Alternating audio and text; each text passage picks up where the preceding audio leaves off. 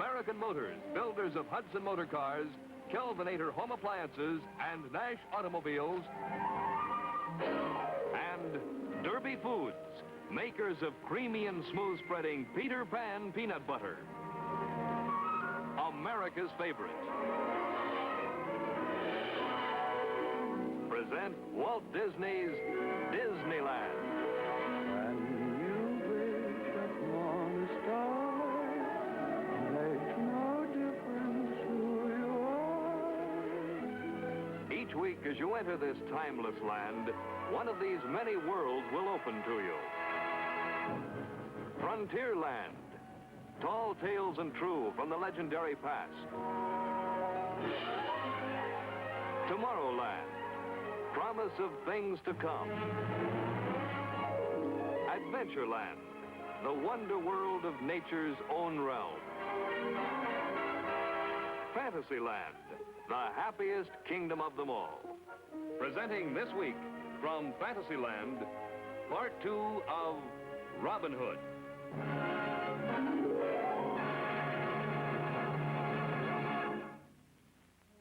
Now, Walt Disney. Last week, we showed you the first part of our story about that classic rogue of Sherwood Forest, Robin Hood. Now, to get on with the second part of the adventures of Robin and his merry men. But first, let's see what's happened up to this point. Our story began in England in the year 1130, when King Richard the Lion-Hearted summoned his army for a crusade to the Holy Land.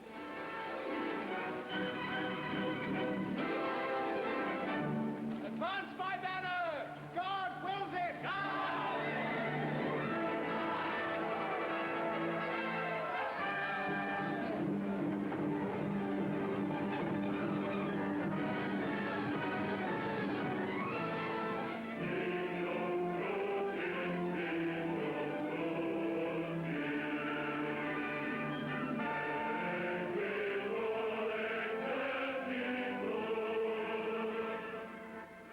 Prince John, brother of Richard the Lionheart, remained behind to rule England in the absence of his brother.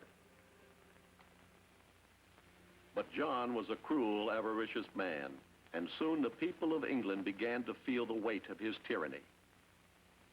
With the aid of his evil henchman, the Sheriff of Nottingham, Prince John pushed forward a campaign of taxes and oppression that soon reduced the people of Nottingham County to suffering and poverty.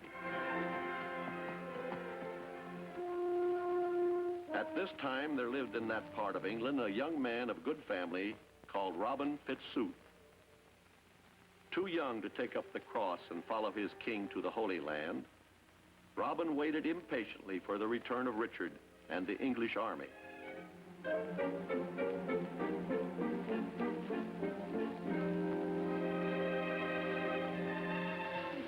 For then it was planned he would marry his childhood sweetheart, Maid Marian, daughter of a noble knight crusader.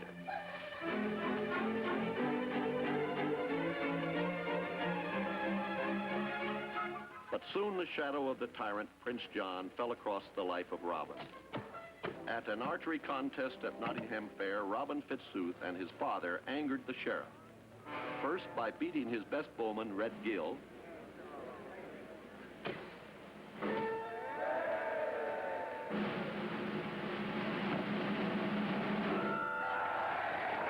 then by denouncing the sheriff as an enemy of the people of England. In the old days, I'd have been proud to wear King Richard's livery. But a forester in Sherwood nowadays is no better than a tax gatherer or a sheriff's bully. You'll not tempt me to raise my bow against my neighbor. Silence! I will not keep silence. On the way home from Nottingham Fair, in the depths of Sherwood Forest,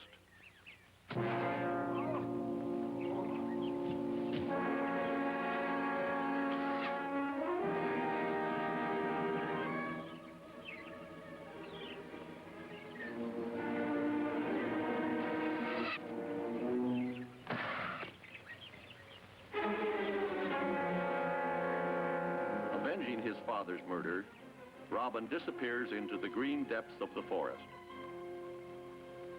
By order of the Sheriff of Nottingham, Robin Fitzooth was declared an outlaw, with the price on his head. You must catch Robin Hood before you can hang him, and you'll find he's not alone. An outlaw whose daring and exploits soon won him the name of Robin Hood. It was not long before the magic name of Robin Hood had attracted others.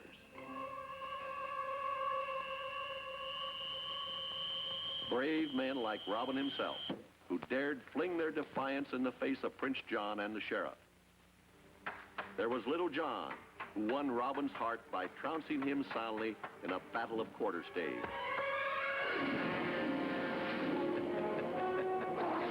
Like a lad who take his ducking. There was Will Scarlet, Robin's cousin and official jester of the band. Friar Tuck, the chaplain, who was better at breaking heads than mending souls. And the rollicking minstrel, Allen a Dale, who spun Robin's adventures into songs and ballads. He robs the rich to aid the poor, a most unusual practice. But now that he has been outlawed, he needn't pay his taxes. Oh, I'll sing a song, a rollicky song as I roll along my way, with the hey-derry-die and a derry-die-do and the riddle-a-diddle-dee-day-dee-day with the riddle-a. It was this band, Robin Hood and his merry men of Sherwood Forest, who kept the torch of freedom burning in England during the king's absence, who robbed the rich to give to the poor, and who enjoyed nothing more than giving battle to the sheriff right outside his own front door.